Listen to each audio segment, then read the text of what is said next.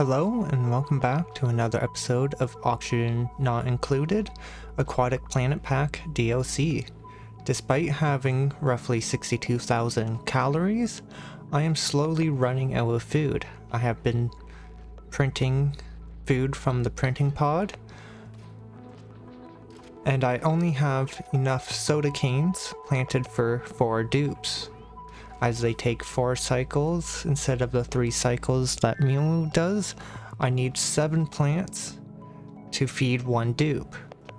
Over here on the other side of my base, I have started a pip ranch, as I'm waiting for them to grow arbor trees before I start grooming and making the excess eggs into omelets. I will be planting more soda canes up here, and I will be moving all of them to expand my base out, starting about right here. I'm not worried about keeping a 4-tile gap, as I will be moving these all eventually and going towards more ranching. In the background of all of the past 3 episodes, I have been slowly working on research. Today I'm gonna start researching some more automation to allow for the gas reservoir to tell the hydrogen generator to keep going even if I don't need the power, so that my spawn isn't being backed up and hydrogen starts entering my oxygen supply line. Looking for more food sources, I have decided that I'm going to start ranching the beacons, the aquatic creatures. They live for 25 cycles, and they take 8 cells for each critters. They give 1,000 fish fillet. They take 10 phosphorate and give me lime. Or they take the starnacles for 5 kilos of lime. Looking at the starnacles, they take 4 cycles to grow and 20 kilograms of conchonia per cycle, and give 80 phosphorite per harvest. So in 4 cycles they give 20 kilograms of phosphorite. Looking back at the beacons, it takes 13% growth cycle, and knowing that the starnacle takes 4 cycles to grow, they can support 1 as a plant itself, or having a dedicated tank of water for them, they can support 2 beacons per cycle. Looking for a good place to start ranching the beacons. Over here looks like a good spot to start coring out and planning out the ranch while they finish up all my other errands. With the knot gate researched, I'm gonna throw it here. And looking at the output for the gas reservoir, it sends a green signal when the reservoir is less than the low threshold. I want that to send a red signal so that the hydrogen generator does not, hence the knot gate. It will go over to there and over to there. I will be setting the low threshold at a 70%, and it will send a green signal at 100% so that the generator will keep running until it hits that 70%. With the wire passing through the battery, it works like an OR gate.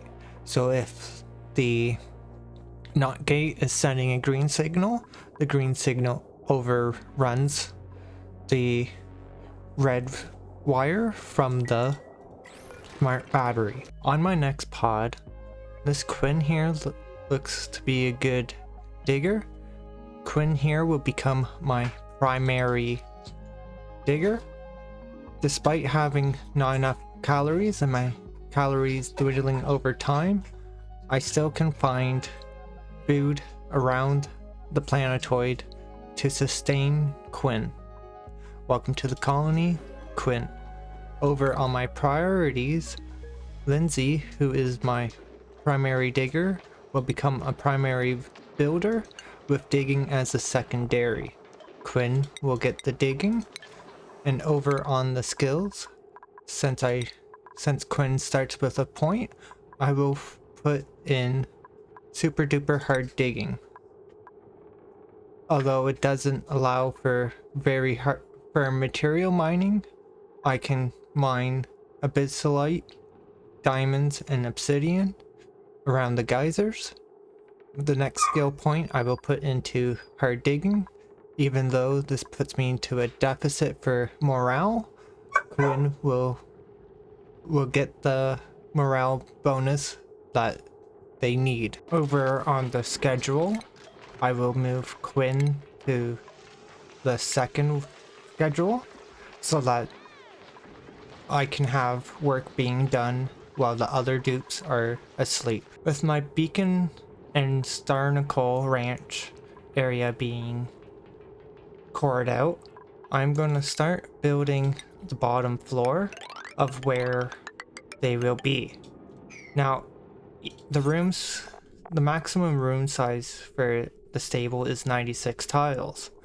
Each beacon requires 8 tiles to not be cramped. I'm gonna have water all the way throughout using mesh tiles, so that number can be much higher. I only plan on having a maximum of 12 beacons, which should supply enough seafood for my duplicates. I realize I got that one tile too far over, and I will build that down, deconstruct that. I'm going to be keeping my storage area right there, and I'll be using mesh tiles throughout. Since I only plan on having about 10, a 10 by 80 will be a good size for the beacons. I'm gonna throw a ladder right down the center here so that other dupes can get in. Now they will need a grooming station, which must be placed on a back wall, so this area with a whole bunch of salt will be a good spot to be. So I will set that there. Now only a swimming dupe, as far as I'm aware, can actually access this. I will be taking salt water from all the way down here and bringing it up. I will also be using a liquid filter to filter out all other liquids, which will go up and over to here. The salt water will come up and be deposited into the tank. With my farm area all completed, I will plant all these out, and then once I start getting soda cane from them, I will start deconstructing these old ones so I can expand my base out towards this side. Now I realize that this water is in the way of where I plan on putting in my base, so I will dig out right over here to allow the water to come and be put into this pool. Now it will heat up this pool and I will lose my cooling capabilities that I want from the cool slush geyser, but since it is dormant right now, I am not getting any more water, so it is wise to allow more water to come down in. On the next pod, as I need dupe labor, I'm going to be taking this meat for a doctor decorating. I like doctor decorating as they can do the decorating and will be used as mainly a storing, supplying, and tidying dupe for now. As I'm getting ranches up and going, my food will suffice for a longer time. Welcome to the colony, Meep. Going over to the schedule, not forgetting to switch it over. Going to the priorities for Meep, since they will be my doctor and decorating dupe, I will have those on the high priority, and supplying, storing will be, and tidying will be on the same priority as doctoring. Over by my ranch area, I will have 5 wall planters for the starticles. I will set them right here. Now they do need to be submerged as well. Over on this side, I will have more mesh tiles. And then over here, I will leave it as a 96 by 96 tile area for another ranch that will most likely end up being a Haku ranch. Over by my first farming area, I'm going to be moving the ladder over to here and just bringing it down to have access to the water here, which I may still make into a ranch. I highly doubt I will. I will deconstruct all of this.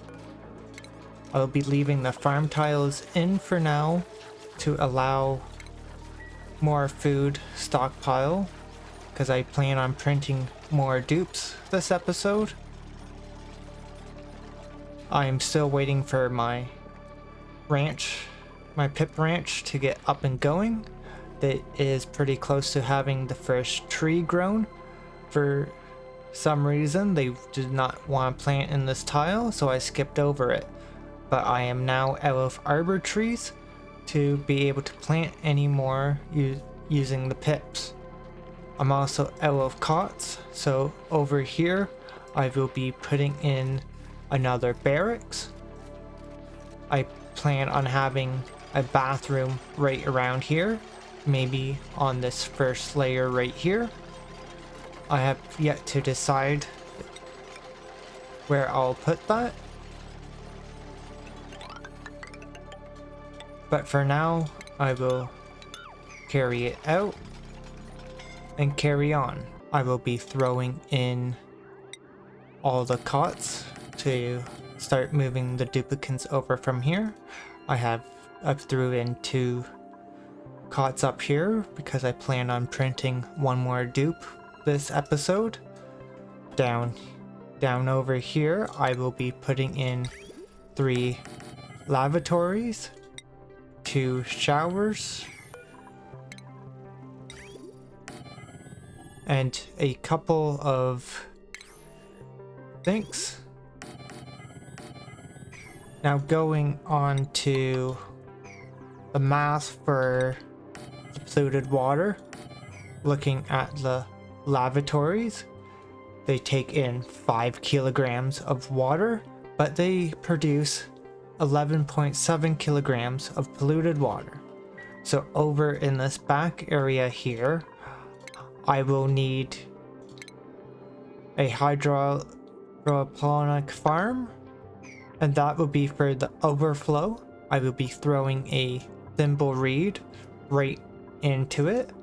Beside it, I will have a water sieve to filter that water out. Going with the plumbing, since this is the outflow, I will have it come this way and just connect it all up in preparation for when it is all built. I'll be taking the pipes up to the top.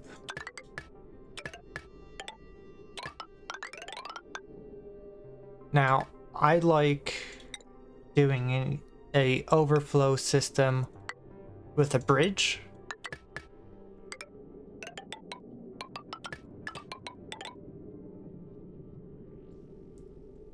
With a bridge and I will be bringing it all up and around. Now my duplicates have no means of reaching up there, so I will